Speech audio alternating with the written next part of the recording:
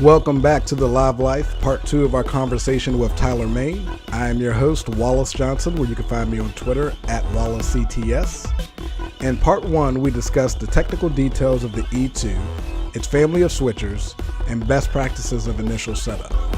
In this continuation of our conversation, we're going to cover training, how to select a good operator, and 4K with the E2. We pick up with me asking Tyler Mayne about any unique features of the E2 working with Barco projectors. Without further ado, part 2. The network for the AV industry. What are you listening to? This is AV. This is AVNation. This is AVNation.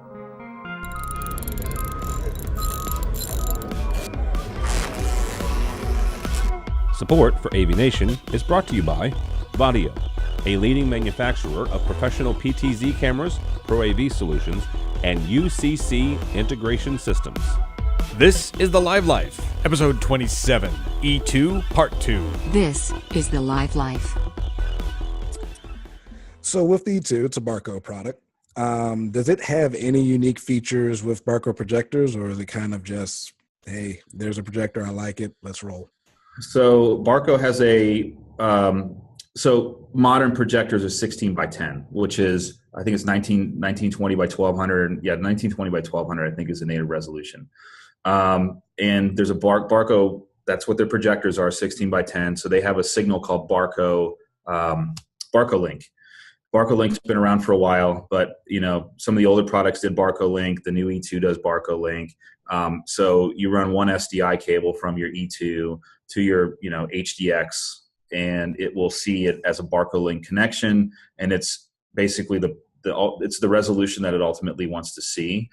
So that's really the one major advantage. One thing that I've talked to Barco about a lot over the last year or two is what I'd like to see in a product like the EC200 is that product transitions from being more of an E2 controller or an event master controller to be something that works with the Barco universe of products. So for example, they have a brand new projector called the UDX that's coming out. It's a new 4K, 30K projector.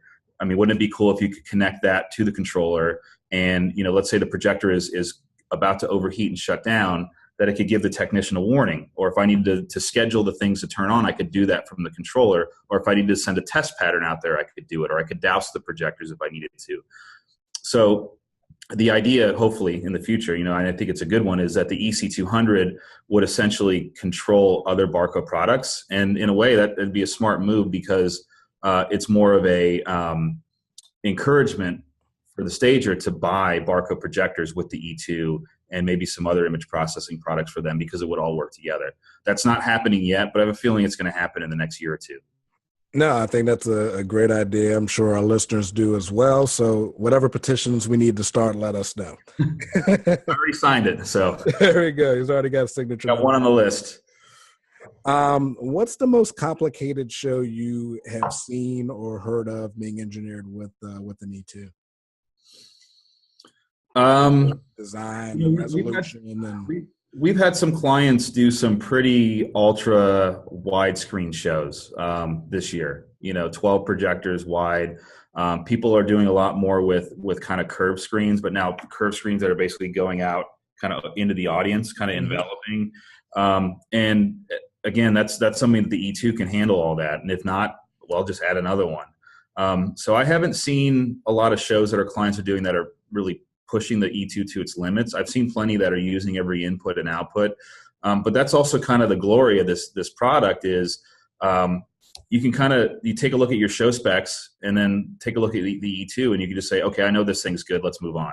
You don't have to worry about anything. And if not, well, let's just bring two of them, throw a couple EXs on top for good measure, and we're good to go. Really the most important thing, and I can't stress this enough, is with an E2, the E2 can do pretty much anything, but it's only as good as the person that's operating it. So, that's my thing is, just because someone tells you they're an E2 op doesn't mean they're an E2 op. So we haven't discussed it yet, but we do a lot of training for the E2, and, people get certificates when they leave the training classes. And what we tell our customers is, well, you have to do your due diligence as well. So if someone calls you up and says, hey, I'm an E2 operator, you have to ask some more questions on top of that and figure out, well, okay, well, does that mean you just got the certificate? How many shows have you done? What level? And kind of tying this all together, you can have a $500,000 show and the newest gear available, the most cutting edge equipment. And if the person sitting in front of it doesn't know how to use it or is incompetent in it, that customer is now gone. And I see a lot of companies, unfortunately, sometimes scrimp on labor and say, well, we could go with this guy. He's $50 cheaper.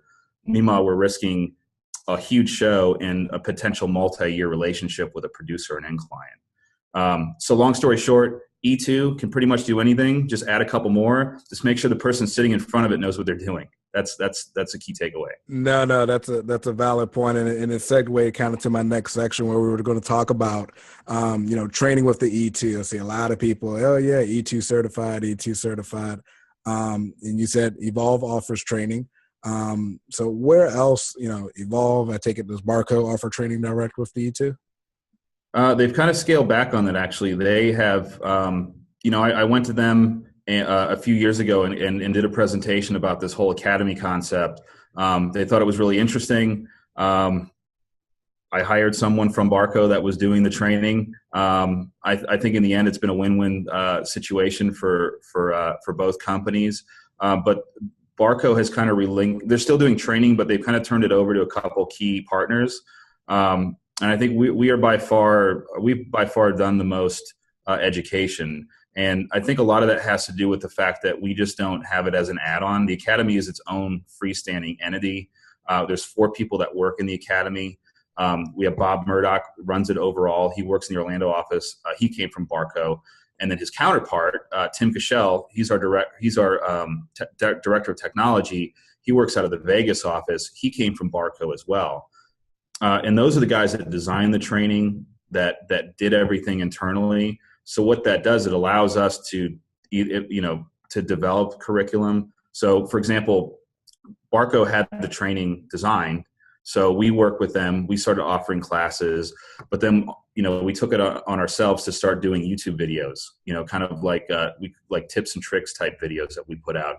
We have a really in-depth e-learning module for the E2 that takes quite a while to get through. It's very thorough, but it was designed so if you couldn't get to a class, you could pay for this, and it would at least get you up to speed so you would understand the features and functionality and how to use it.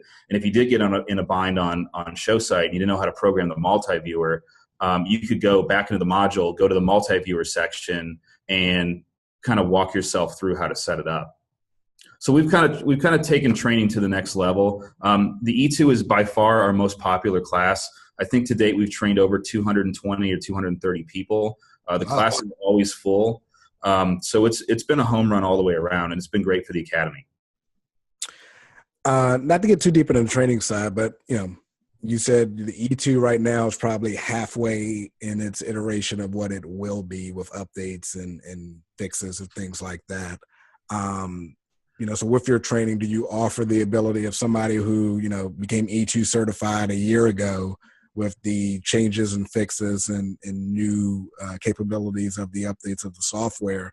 Are they able to come back, or how does that process work in terms of the continued education of, the newest software version and capabilities of the E2? We offer that, but we don't get a lot of people that take advantage of it. I've always said that one thing that we should be doing in the Academy is we should have a map where people can put pins in from where they came from. Most people are coming from out of state. We've had a number of people that have come out of the country to take the E2 classes. So that being said, it's harder for them to come back to take a refresher. But what we are going to work on, what we are doing is with the e-learning module is we're updating that as things come out, as new software releases come out from Barco. We're also looking at doing more of kind of our tips and tricks videos that are expanded. So let's say there's a major software release and it adds a bunch of major features, not just bug fixes. Then you could watch the video and it'll kind of take you through what everything is doing. And I think that's a good thing to do, because at least with me, the way I always learned is I'm going to learn based on what the requirements of the show are. And I think a better way to learn is to try to learn the box inside and out. And that there's more that it can do, that you try to keep yourself up to date. I was always kind of bad at that. But that's something that I would recommend. And that's something that we're working on is when new software comes out, that we're able to update the people that have come through the class. Yeah, I think that is the hard part, especially for our industry, because it's like, all right, you've made time, you've invested in it, you've learned this new product.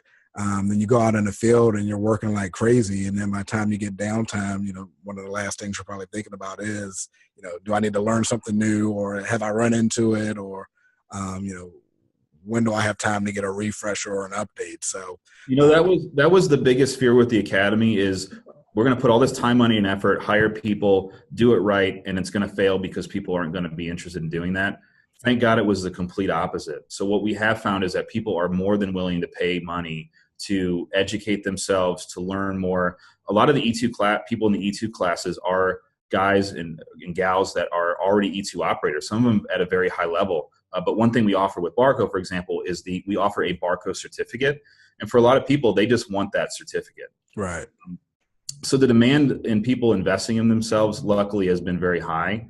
And I think it's something that people should do, especially if you're in the video profession. I've been out of it for a few years, and I've fallen way behind. It's not that I'd be lost on show site, but it's the technology is changing so quickly that part of being a good technician is you have to invest in yourself and furthering your education, because it changes way too quickly now. Absolutely.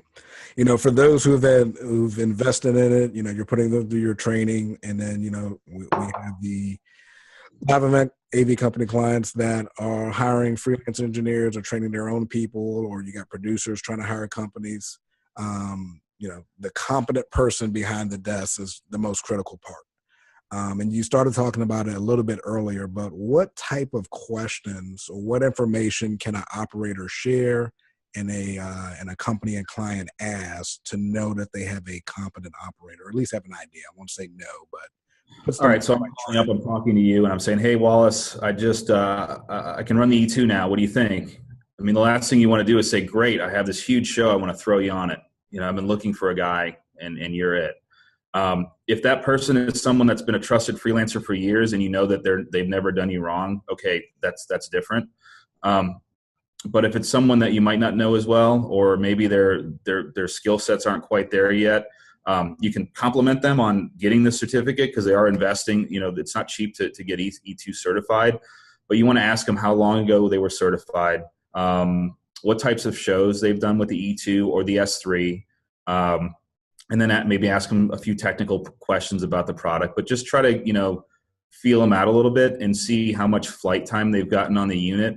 I do believe that people have to start somewhere. The only reason why I'm not sweeping floors in the warehouse is someone had to take a chance on bringing me onto their show. So what I would recommend is, if someone did just come out of the E2 class, I would definitely say, hey, why don't you come into the shop and set up, we've got an E2 here. Why don't you come in and set it up and practice on it, and let's see how it goes. Or if you have an S3 and you have a really small show, put them on that and see how they do.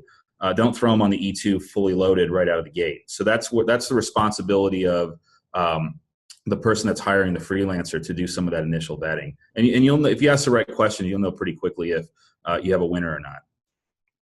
That sounds great. Walk me through kind of the operation process. Is it, I got my unit, I fired it up, I've tied in my sources, the unit sees sources, I tell it what resolution for my outputs, and you go from there? Then it comes into the exactly. I probably know maybe a little bit more than you do, but unfortunately, I should say with the E2, not in general. Yes, if you have never used the E2 before and you first fire it up, you don't really know where to start. But the nice thing is, I've had Bob. The nice thing about having Bob and Tim Cashel on staff and coming from Barco is they are the tech support people as well. So they've had people on site that have called and they've had issues, and most people can walk. If you know what you're doing, you can walk someone through it over the phone. That doesn't mean it's an easy product to run, but once you know the steps and you've done it a few times, the initial setup process is very quick, but obviously the more you do it, the faster you are. Once you get it set up, it's very easy. You just drag and drop and build your presets. And again, as the more presets you build, the faster you are at recalling them. I mean, I've seen some E2 techs that have just started on the E2, and everything that goes to screen is what it needs to be. Let's say we're in rehearsal mode or something. Mm-hmm. It just takes a while. You see them doing a lot of hunting and pecking and kind of scratching their head, but they're getting it done. Give them a couple more shows and it's boom, boom, boom, boom, boom. Everything's up on screen. Everybody's happy. So you kind of build up that speed as you use the product more and more. But as far as overall setup goes, I mean, there is a process. When you fire it up, it kind of looks like a nonlinear editor. And you can kind of look at it and get a sense of, here's my outputs over here. Here's my multi-viewer. And you can kind of feel your way around it and figure it out. So I don't know if I answered your question, but it's one of those products that it's just pretty simple to set up, and that's why people love using it. And it's almost too easy. Well, I was going to say you definitely answered it because I mean, just that's the feedback I've been hearing from the field is just so simple, and then once you get your presets done, it's just really simple at that point. Because I wish I could go back in time and be an E2 operator. I really do. I have a lot less gray hair. I'm with you there. Who you telling? So last question here. So we talked about, or you talked about 4K and the capabilities of the box. Is there enough, or I guess what's the maximum number of inputs and outputs to make the E2 a full 4K box, or do you need multiple boxes to really maximize that out? Well, again, you have to forgive me if anybody's fact checking on this, but basically when you go to full 4K at 60, it cuts the E2 in a quarter. So if you have, like I said earlier, each input card, you can have up to 32 inputs. Each input card has 4 connectors on it. So if you have your SDI input card has 4 SDI inputs, those can be 4 HD inputs. Or they can be 4 HD inputs, or they can be 1 4K input. So what happens is you now cut your inputs way down, sometimes as low as 8. Yep. So once you go full 4K, that you're definitely going to get in a situation where you might need another E2 to get things done. Luckily, this could be a whole other video, but 4K at this point it hasn't been the revolution that we were expecting. It's more been the evolution. So people are buying 4K because, hey, here's a 4K camera. I just bought a 4K Handycam to do some video blogs, and it looks amazing, and it was $800. So am I going to pay $700 for the HD model? No. Am I going to pay a lot more money for the 4K projector? No, we've opted to not carry 4K projectors because they are at a price premium right now, and the market isn't there. So my point is, right now as an owner, if you own E2s, you're going to see over time 4K is going to start picking up, but you're still going to have a lot of HD inputs. So I think it's going to be a while before you're doing an all 4K show. I was joking with some guys earlier today because I saw a picture of a show done in September of 2016 with the rounded corner projection screens in a 4:3 format. So I said, oh, beautiful. Yeah, I was like, yeah, we don't need 4K. Well, it's a break. I was talking to a group last week, and we were talking about technology and, do we need 4K in a breakout switcher, let's say. And my comment was, go look down a hotel corridor where there's a big show. You're lucky to see even 16:9 screens in there. Yeah. The breakout room AV segment is the last segment for technology to trickle down to. It just is. So once you see 4K in there, that 4K is everywhere, and that means if you go into the ballroom, you're probably going to see 8K. With the E2. Sitting where it is right now, and you said it's kind of halfway from an update of where they want it to go. The thought was, what would an E3 look like? But it seems like we still got a ways to go with the E3. I don't know what an E3 would look like. That's probably 5 years away as an E3, and I don't know what. I think what an E3 would look like is something that's more powerful, and it has a lot more native 4K in and out. So right now you have an HD E2 that has, let's say, 32 inputs and 12 outputs. You go to 4K and it cuts that in a quarter. Let's say it's called the E3. The E3 would be 32 inputs, but every single input would be 4K. You can't do that right now. And if you could, it would be incredibly expensive and a huge box. But the way technology evolves in 4 or 5 years, you could probably take the E2 chassis and make it 4K all the way through and not lose anything. Yeah, I figured it'd be 4K all the way through. Artificial intelligence ran by bots. Yeah, it's going to be. You know, the dream actually is, and I think this is not too far off. Is as a future freelance technician, why couldn't I be sitting in my house on a high speed internet connection? And I got a show in the morning in San Francisco, and I got a show in the evening in New York or something like that, or Orlando, and I could just jump on my laptop and control the switcher, the E3. And then, okay, show's over. Now I'm going to move on to this show over here. From your streamed virtual reality goggles. There's going to be the Uberification of AV. It's going to happen very soon. That's right. Engineers on the couch, stream virtual reality goggles. Yeah, and look, video guys are always looking for the shortest point. What's the shortest point? If that's me switching an E2 in my boxers at home, yes, so be it. But I'm not live chatting with you on video. Fantastic. So we're going to do what I call the final 5 on live, learn a little bit more about yourself. So think about it from where the industry has taken you on some of these questions. Okay. For the first one, outside of the industry, who's been the most influential person for you? I mean, it's someone that I haven't met, but I would say, it's 2 people. I'm a big fan of Anthony Bourdain. Anthony Bourdain has made me very passionate about traveling and eating. 2 things I've always been passionate about. But, I've always found his shows to be very inspiring. And I've read all his books. So he's someone that I would really like to meet. And I kind of like his views on the world and that sort of thing. The other one would be Richard Branson. I love Richard Branson, another guy I'd love to meet. But his companies are fantastic. I've read his books. His management style is great. I'm not calling you from a mansion in the Bahamas right now. But one thing that I've learned is from him, there's 2 things, which is hire people for your weaknesses. So everybody that I hire, I don't hire so I can tell them what to do and hire a bunch of minions. Everybody that I hire, I see as an equal, and I hire for my weakness. The other one is to spend time out of the office. So I spend about half the year out of the office, and a lot of people say that these iPhones are a burden, and sometimes they are. They can be a little bit of too much of a entertainment device. But I've been able to run a company remotely from my iPhone. So whether that's being in Tokyo visiting Panasonic, Japan visiting Panasonic, and being on my phone answering questions like right away, or I'm an avid snowboarder, so I get a lot of work done on a chairlift. Because it's amazing what you can do in 4 minutes when you know that's how much time.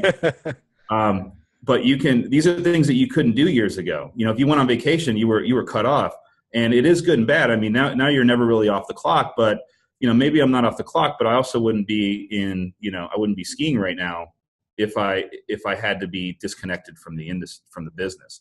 So I kind of look at some of that technology as a way to, it's somewhat of a blessing, and it's somewhat of a curse, but I think it's more of a blessing. No, I would agree with that.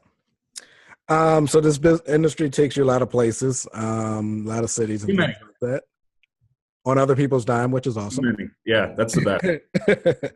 What's one of your, I would say, what is your favorite place that you've eaten on the road?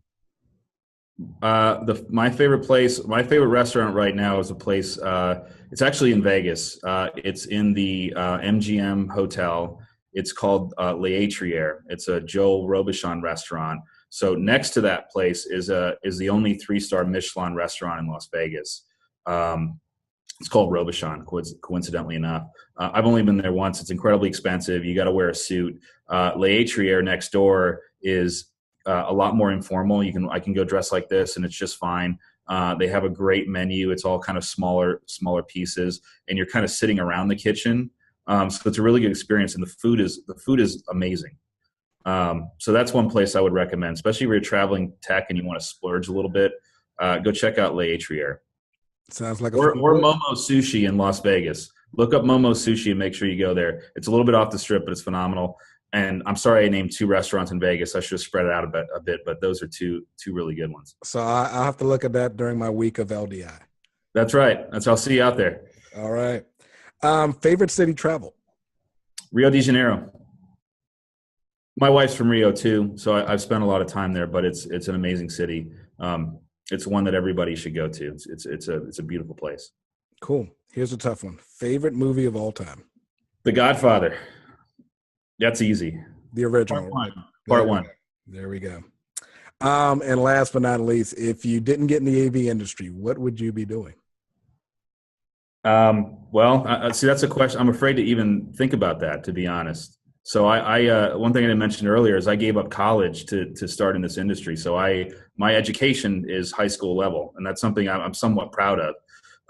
But if I took a leap of faith getting into this industry, if it didn't work out, I don't know. I mean, maybe I'd hope that I'd be a snowboarding instructor in Aspen or something. But I could also be a sandwich artist at this point. I think AV saved me. As cheesy as that sounds, but also I think there's a lot of people in this business that would say the same thing. And it's always a very interesting question when you ask someone how they got into it. Because a lot of people started, they were in hotel banquets, or we have a guy that went through our Trailhead program, which is our 8-week education program. He was a construction worker, and he wanted to change his career. Young, clean-cut guy, but he's been working every day ever since he left. And I think the biggest, not to get on a tangent here, but the biggest issue with our industry, the biggest thing that's lacking is it's an industry that people don't think about, or they know it exists. So there's people that are in boring jobs. They want something more exciting. They don't know what to do with their lives. They're working at, a computer store, or, they're kind of techie, they're gamers, and they sit there and scratch their head and is like, I don't know what I want to do with my life. And they have no idea what AV is, because AV doesn't sound sexy. We need a rebranding of what we do, because it's one of the highest paying professions that you can do without a college education. And it's constantly hungry for talent. Very good, Tyler. Thank you so much for all the details about the E2 today and learning more about Evolve. Where can folks find you online, via social networks, web? Any details there? We're on the Facebooks, the Googles, so evolvemediagroup.com. I'm on LinkedIn, Facebook, everything. And we try to be hip and social. So Are you on the Twitter? I'm on the Twitters, the Googles, and the Facebooks. Yeah. Have you reached the gram? Yeah. Awesome. Well, no, we'll put that detail in the show notes. And again, thank you so much for talking about the text, the specs, and best practices of the E2. Thank you. It's good chatting with you. Good chat with you.